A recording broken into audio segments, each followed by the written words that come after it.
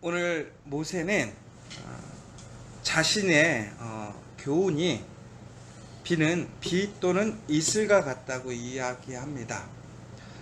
비와 이슬이라는 것은 다시 얘기하자면 이스라엘 삶에 있어서 매우 중요한 것이고 유익이 되는 것이다 라는 거죠.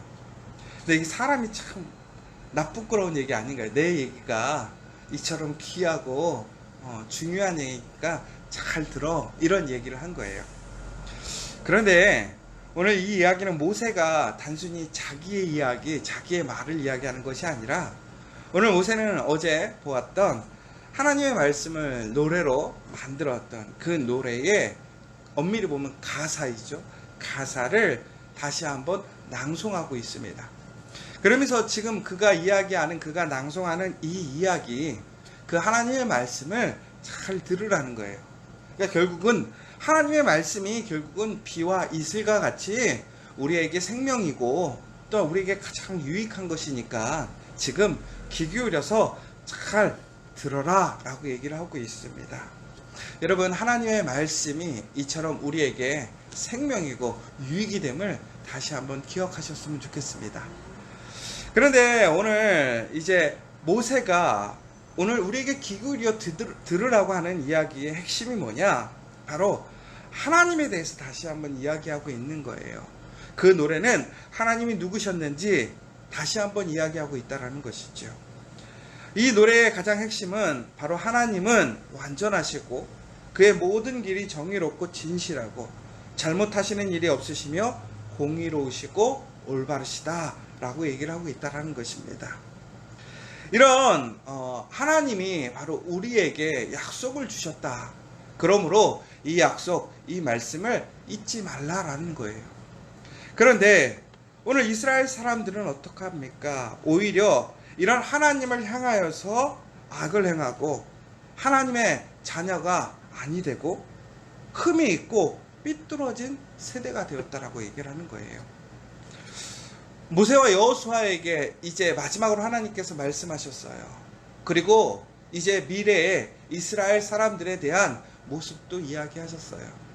그러면서 다시 모세에게 명령하셔서 그 말씀을 노래로 그들에게 가르치라고 말씀하셨어요. 결국엔 우리가 하나님의 말씀을 항상 입에 담고 기억하고 살라라는 하나님의 최후의 배려이신 거죠. 그래서 전국에는 또한 말씀을 언약궤와 함께 보관해서 어떠한 순간에도 말씀이 남아있게, 그러나 그 말씀에 귀 기울이는 그 삶이 되도록 이야기하셨어요. 그럼에도 불구하고 이스라엘 사람들은 어떻게 됐다라는 거예요? 하나님의 말씀을 벗어나는 거예요. 하나님 앞에서 삐뚤어지는 세대가 되는 거예요. 이 삐뚤어진 세대라는 것은 결국은 꼬인 세대라는 거예요. 여러분, 우리가 마음이 한번 꼬이잖아요. 비틀어지잖아요. 그러면 이야기가 고지고지 안 들리더라고요. 우리의 마음이 온전하고 바라야 하나님의 말씀을 온전히 들을 수 있는 거예요. 그런데 우리의 심령에 하나님이 아니라 다른 것이 들어가는 거예요. 내 마음이 그 하나님의 말씀의 올바른 길을 굽이고 삐뚤어뜨리는 거죠. 그러니까 전국에는 하나님의 말씀대로 못 듣는 거예요. 결국에는 온전해지지 않고 벗어나게 되고 기울어지고, 그래서 전국에는 우리가 하나님을 잊어버리게 되는 것이지요. 그러면서 이렇게 다시 한번 얘기하는 거예요. 그 세대는 정말로 지혜 없는 세대다. 너를 만드시고 지으신 분이 누구냐? 그 하나님을 기억하라 라는 것이 바로 그 노래의 가사의 내용이라는 거예요. 여러분, 우리가 찬양을 들을 때에, 우리가 말씀을 들을 때에 우리가 들어야 될 것이 무엇이냐? 그 찬양의 가사가 우리의 심령을 움직일 때가 얼마나 많아요. 감동을 줄 때가 얼마나 많아요. 그런데 우리는 그 찬양을 통해서 그 멜로디나 혹은 어떤 감수성으로 우리에게 터치해주는 그 감정을 느끼는 것도 중요하겠지만, 그것보다 더 중요한 것은 그 찬양을 통해서, 그 가사를 통해서 이야기하고 있는 하나님이 누구신가를 잊지 않는 거예요. 말씀도 마찬가지인 거죠. 내가 필요한 그 말씀, 나에게 순간적인 위로와 힘이 되는 그 말씀만을 붙드는 것이 아니라 그 말씀의 근원이 누구신가, 더 나아가서는 하나님이 누구신가를 우리는 기억할 수 있어야 된다는 것이죠. 그러면서 오늘 다시 한번 그렇게 얘기를 하고 있습니다. 옛날을 기억하라는 거예요. 옛날이 뭐예요? 바로 이스라엘 사람들을 하나님께서 이끌으셨던 그 출애굽의 시기, 그렇게 황무지 어려웠던 광야에서 이스라엘을 먹이고 입히시고 보호하셨던 그 하나님, 지금 약속의 가나안 땅으로 들어가는 그 앞에 있는 그 이스라엘을 이끄셨던 하나님, 그 하나님을 기억하라는 거예요.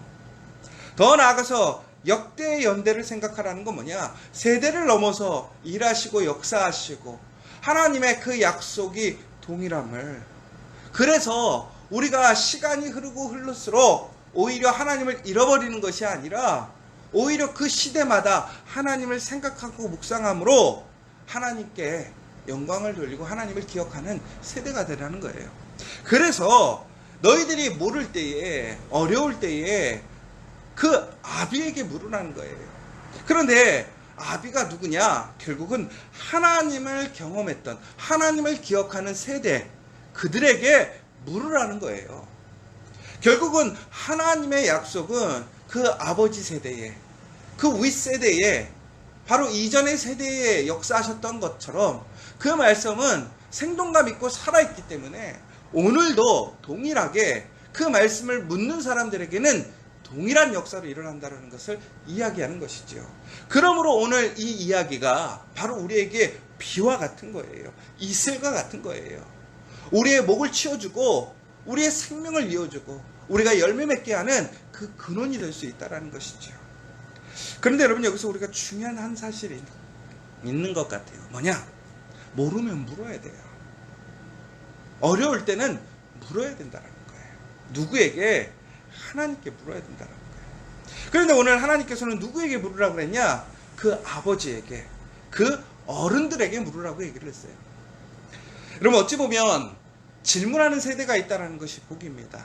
왜? 질문하지 않으면 그 세대는 하나님에게 관심이 없는 거죠. 그런데 더 중요한 것이 있어요. 그 질문하는 세대에 앞서서 하나님을 경험하고 하나님을 고백했던 세대가 있어야 된다는 거예요.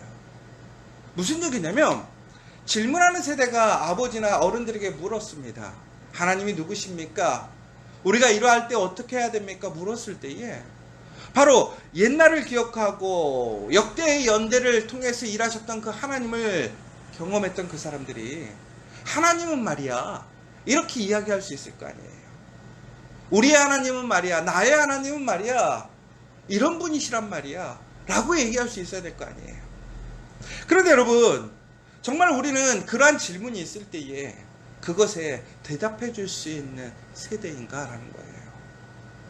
결국은 우리가 그러한 질문에 대답할 수 있는 마지막 세대라는 그러한 사명감을 갖고 살아야 된다는 거예요. 오늘 여기에 있는 여러분, 저가 결국 오늘 이 자리에 있다는 것은 하나님을 경험한 것이잖아요. 그럼 결국은 우리가 해야 할 일은 뭐냐? 그 하나님의 말씀을 기억하고 하나님의 역사를 기억하고 하나님의 일하심, 하나님의 살아계심을 우리는 증거해야 될 사명이 있다는 거예요.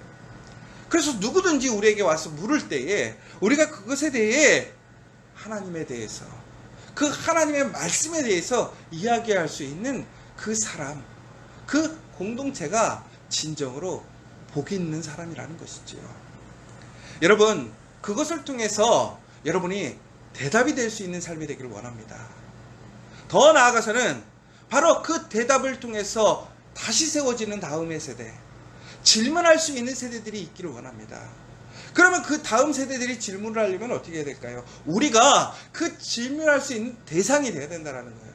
여러분, 뭔가 어렵게 힘들었을 때 누군가에게 질문을 한다고 생각해 보세요. 아무에게나 가서 질문하나요? 절대 그렇지 않지요. 우리가 뭔가 궁금하고 어려움이 생겼을 때는 그것을 해결해 줄 만한, 나에게 도움을 주고 나에게 이야기해 줄 수 있는 사람에게 찾아가서 물어보는 거예요. 만약에 그 사람이 그 능력이 없을지라도 그 문제를 풀어야 되는 방법을 알고 있는 사람에게 우리는 찾아가서 물어보지 않나요? 그러면 우리의 삶이 어떻게 되겠습니까? 하나님의 말씀을 통해서 하나님의 이야기를 해줄 수 있는 그 확신이 될 수 있는 삶이 되어야 된다는 거예요.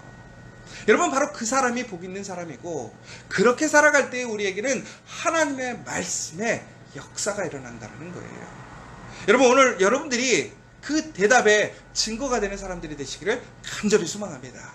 그리고 언제든지 자신감 있게, 제가 항상 하는 얘기 뭐냐면, 아버지 닮지 마라, 나처럼 살지 마라가 아니라 나와 같이 살아라.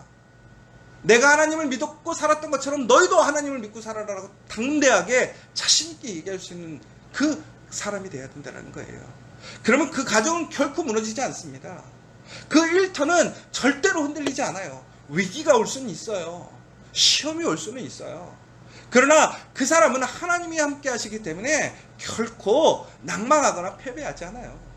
하나님께서 그를 존귀히 지키신다는 것을 여러분 기억하셔야 된다는 것이죠. 왜 그러느냐?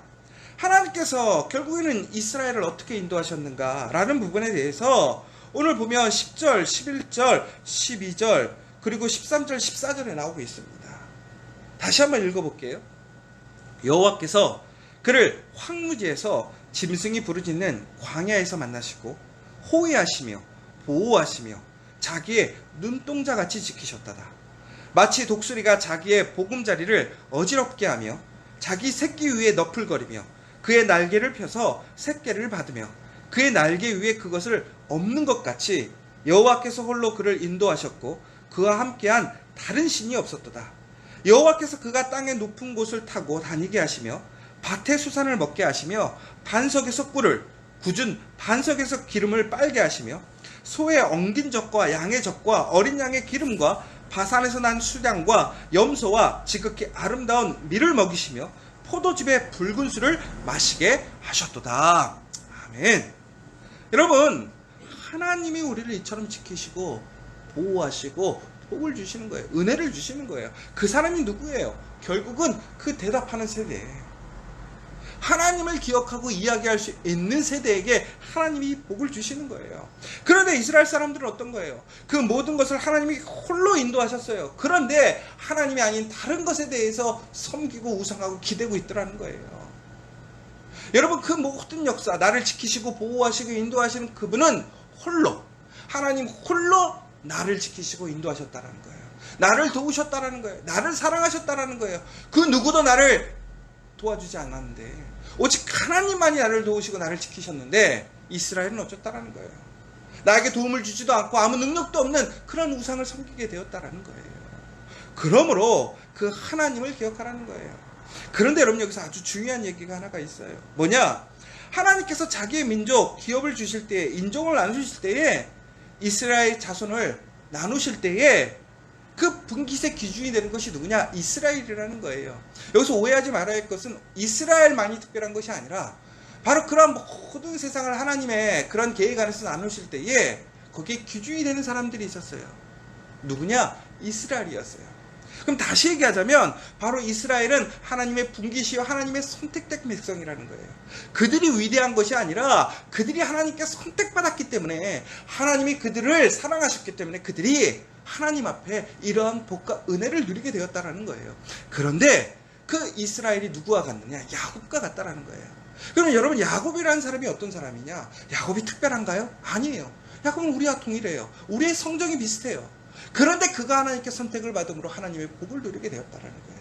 결국은 뭐예요? 하나님께 선택을 받은 자, 하나님의 긍휼하심을 입은 자들은 바로 이러한 이스라엘이 받았던 그 사랑과 은혜를, 야곱이 받았던 그 복을 누리게 된다라는 거예요. 결국은 내가 야곱 같아도, 내가 이스라엘 같아도 하나님 앞에 은혜를 입으면, 결국은 예수를 믿으면 우리는 그 은혜에 들어갈 수 있다라는 거예요. 여러분, 그 사실을 기억하라는 거예요. 여러분, 오늘 다시 한번 그 하나님을 기억하심으로 내가 하나님의 대답이 되는, 하나님의 증거가 되는 복된 저와 여러분 되시기를 간절히 소망합니다.